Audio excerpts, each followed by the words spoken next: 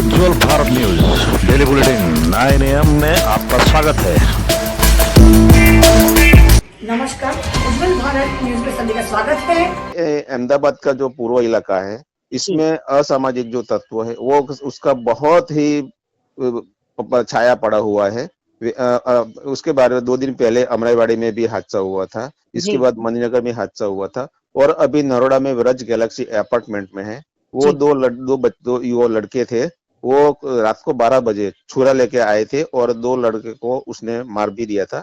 जो मार दिया था वो उसको हॉस्पिटल में एडमिट किया हुआ था और जो वो था पुलिस ने थोड़ी गंभीरता दिखाई थी, उसके सीसीटीवी कैमरे के आधार पर उसको पकड़ लिया है।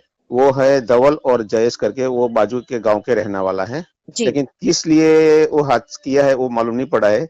लेकिन पुलिस ने उसको गंभीरता दिखा के उसकी गैलेक्सी अपार्टमेंट में वहां पे लाके उसको सरगस निकाला था और उसका रिकंस्ट्रक्शन किया था और जो दोनों आरोपी है उसको भी हाथ जोड़ते कर दिया था, तो उसको थोड़ा भय का माहौल कम हुआ है।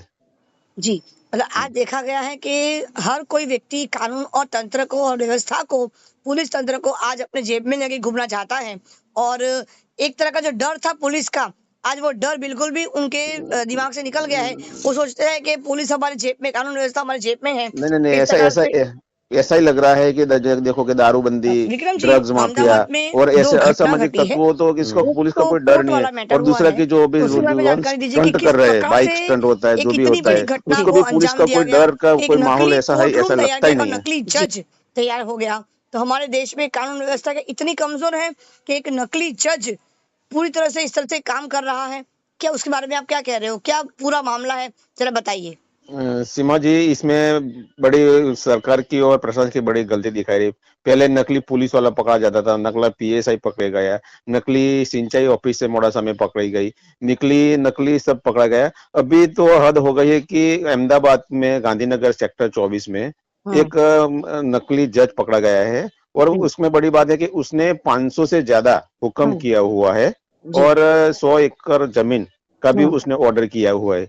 क्रिश्चियन मोरे नाम का एक आदमी था जो पीएचडी एलएलबी किया हुआ था और उसने और भी नया खुलासा हुआ कि वो वकील, कोई काउंसिल का वकील भी नहीं है, फिर भी उसने किसी को जमानत की है, कुछ भी किया है और उसने बड़ा फ्रॉड किया है। जी, इस तरह से देश के कानून व्यवस्था के साथ अगर खिलवाड़ हो रहा है तो ऐसे व्यक्तियों के लिए कोई भी सजा मुझे लगता है कि कम ही होगा, क्योंकि इस प्रकार के नकली कानून व्यवस्था जब जब हमारे देश में इतने बुरी तरह से जब चल रहा है तो गुनहगार कौन और बेगुनाह कौन, इसका तो हम लोग खुलासा कर ही नहीं पाएंगे कभी भी। मैडम, ये सरकार की आंखें पाटे बंद हो ऐसा लगता है। वो तो एक आदमी था जो पालड़ी में रहता था, बाबूजी करके, उसने उसके जमीन के बारे में कोर्ट में मैटर चला, तभी उसको मालूम पड़ा कि ये सब नकली है। नहीं तो ये लोग कितना भी फ्रॉड करता। और प्रशासन को और पुलिस को भी मालूम नहीं पड़ता है कि कहीं जजमेंट देता है, कोई वारंट निकलता है, वैसा तो कुछ हुआ होगा ना इसमें। बिल्कुल। फिर भी वो पकड़ा गया, वो तो उसने नहीं निकालता तो अभी भी चलता रहता होगा। जी जी, बहुत बहुत धन्यवाद विक्रम जी। Thank you. देखिए आगे बुलेटिन में डिपार्टमेंट इस बारे में, इस नकली जज के बारे में क्या कह रही है। देखते रहिए डेली बुलेटिन एट 9 AM। आरोपी है, उसका नाम है मोरिस सैमुअल क्रिश्चियन। ये जो है इसने पीएचडी कर रखा है एलएलबी, वो लॉ के अंदर, और एलएलबी भी कर रखा है। उससे पहले इसने इंजीनियरिंग किया है और ये साबरमती का रहने वाला है ओरिजिनली। इसके जो पेरेंट्स है, वो मदर है वो गोवा से है और जो फादर है वो उसने बताया उस हिसाब से राजस्थान का रहने वाला है। और ये पिछले कुछ टाइम से आर्बिट्रेशन का काम कर रहा है। किस तरह से पकड़ा गया है, क्या पूरा मामला है? कुछ ऐसे लोग भी सामने आए जो भोग भंडारे के अंदर जिन्हें ये चीटिंग की, के बाद पूरा मामला कैसे सामने आया? ये जो मामला है इसके अंदर कल जो यहाँ पे सिटी सिविल कोर्ट है वहाँ से जो रजिस्ट्रार है उन्होंने हमारे पास एफआईआर दर्ज करवाई है। जो ठाकुर बाबूजी छनाजी का जो मैटर है उससे रिलेटेड उन्होंने एफआईआर दर्ज करवाई है। पहले भी क्या था, किस तरह से कोर्ट ये चला रहा था, बड़े सपोर्टी पूरी क्या थी? हाँ, इसके अंदर ऐसा मैटर है कि जो जमीन है वो कलेक्टर की जमीन है और उसके अंदर इनके बीच कलेक्टर और जो पार्टी है उसके बीच में कुछ डिस्प्यूट चल रहा था। तो इसने जो पार्टी है उसकी तरफ से एज आर्बिट्रेटर ये निमणूक हुआ, उसके बाद इसने कलेक्टर के साथ में नोटिस वगैरह भेजा।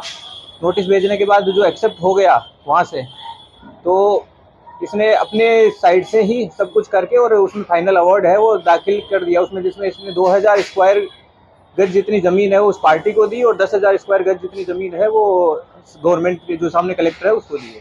सर अब तक कितने ऑर्डर इसने पास किए होंगे, कितना सामने आया? अभी उस बारे में तपास चालू है, तो वो आपको कुछ टाइम के बाद में हम बता पाएंगे। सर इसका पूरा स्टाफ कितना रहता था, कहाँ पर पूरी ऑफिस सेटअप करके रखा था? अभी तो हमारे पास ये इंडिविजुअली मिला है, इसके बाद हम तपास करेंगे क्योंकि अलग अलग मैटर है वो अलग अलग आदमी इसके पास लेके आते होंगे, और जो मैटर लेके आते हैं उसके हिसाब से कौन सा मैटर लेके आते थे ये स्पेसिफिकली टारगेट करते थे। जो एएमसी और जो कलेक्टर है उनके जो ज़मीन है उसका मैटर को ये टारगेट करते थे।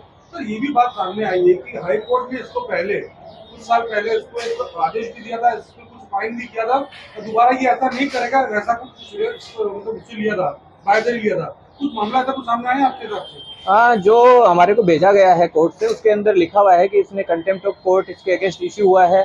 इसका पास्ट का जो है वो क्रिमिनल हिस्ट्री भी है, जिसके अंदर 2015 के अंदर इसने जो सेक्टर 21 और 24 गांधीनगर है वहाँ पे इसने ऑफिस रेंट लिया था, और इसमें 2015 में इसके अगेंस्ट मणिनगर में एक एफआईआर रजिस्टर हुई है जो चीटिंग की है। उसके बाद उससे पहले 2012 में चांदखेड़ा में और क्राइम के अंदर 2007 में भी एफआईआर रजिस्टर हुई है। तपास अब कौन सी दिशा में की जाएगी, क्योंकि सर वो एक बहुत बड़ा मतलब मास्टरमाइंड है, उसकी मोडस ऑपरेंडी अलग है, कौन से मुद्दे ध्यान में रखे जाएंगे? ये मेजोरिटी जो है वो सिविल मैटर्स है। सिविल मैटर्स के अंदर जो तपास है वो जो कागज बनाए हैं उसने उसी के ऊपर चलती है।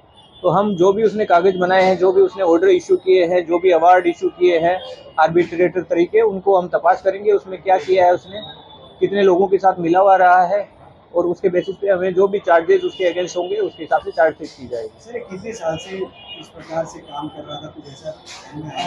पूछपरछ में ऐसा पता चला है कि 2002 में इसने LLB की डिग्री ले ली थी, मतलब उसके बाद ये लॉयर तरीके काम कर रहा है।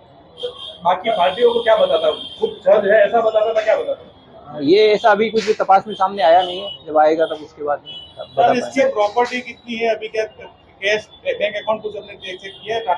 ये हमने कल शाम को इसको अरेस्ट किया है, तो अभी इस चीज़ में टाइम लगेगा। जो है इन्फॉर्मेशन है वो इकट्ठी की जा रही है, एक बार आ जाएगी तो आप लोगों के साथ शेयर कर दी जाएगी। पूछताछ की गई होगी। नॉर्मली सिविल मैटर्स में ऐसा होता है कि जो एग्रीव्ड पार्टी होती है वो ढूंढ रही होती है कोई एडवोकेट उसको मिल जाए जो उसको सपोर्ट करे, जो उसके केस को चलाए और उसको न्याय दिलाए। तो लोग सजेस्ट भी कर देते हैं, कई बार एक्टिवली भी परस्यू किया जाता है। इस केस में कैसे होता था वो हम तपास कर रहे हैं। सर ये खुद की पहचान क्या बताता था, लोगों को क्या कहता था? ये लोगों को आर्बिट्रेटर तरीके ही अपनी पहचान बताता था और बोलता था कि मैं आर्बिट्रेशन करवा दूँ। सर प्राथमिक पूछताछ की गई है, क्या पूछताछ हुई और क्या बता, वो क्या रहा है आपने बेसिक? वो यही बता रहा है कि मैं आर्बिट्रेटर तरीके जो इंडियन काउंसिल फॉर आर्बिट्रेशन है उसका मैं मेंबर हूँ, और मैंने आर्बिट्रेटर तरीके ही ये काम किए हैं जो भी काम किए हैं। सर जो केस दर्ज हुआ है उसका फैसला या जो भी उसने उस वक्त हुक्म पास किया था वो कब किया था, और कोर्ट को इस बात का जब पता चला कि उसने पूरा फ्रॉड किया हुआ है या उसको सत्ता नहीं होने के बावजूद उसने फैसले सुनाए?